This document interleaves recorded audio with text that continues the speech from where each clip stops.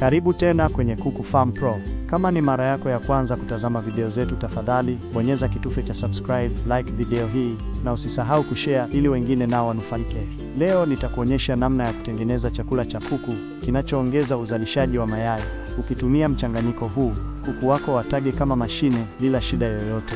Twende kazi. Sehemu ya kwanza, umuhimu wa chakula bora. Kwa nini chakula bora ni muhimu kwa kuku wa mayai? Kuku wanaotaga wanahitaji protini, kalsiamu na vitamini kwa wingi ili waweze kutoa mayai mengi yenye afya. Chakula duni kinasababisha mayai machache, madogo na maganda dhaifu. Usisahau kusubscribe, like video hii na kushare kwa wafugaji wengine. Sehemu ya pili, viungo vya chakula cha kuku wa mayai. Hapa kuna viungo vya chakula kinachoongeza mayai.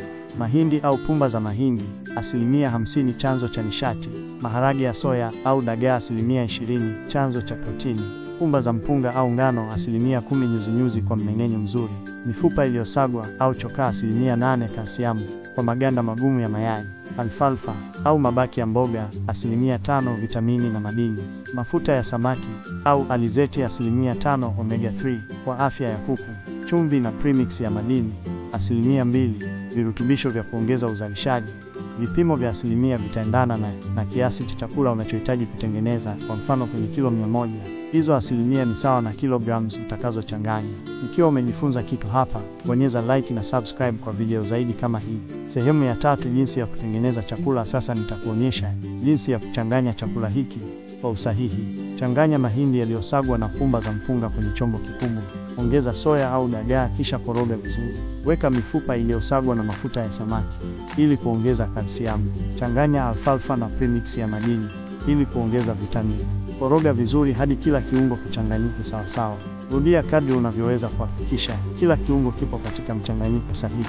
Ikiwa umependa mafunzo, basi usisite kubonyeza like na subscribe ili usikose video nyingine za Kuku Farm Pro. Sehemu ya 4, matokeo ya chakula hiki.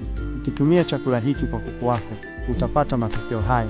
Kuku wataanza kutaga mapema na kwa wingi. Baada ya wiki 18 hadi 20, watakuwa tayari wameanza kutaga mayai. Mayai yatakuwa makubwa na yenye maganda magumu. Kuku watakuwa wenye afya na nguvu. Hakikisha unatumia mchanganyiko huu kwa matokeo bora. Pia zingatia kuwapatia kuku maji na vitamins ili kuongeza hamasa katika mfumo wa kinga ya mwili na utengenezaji wa mayai.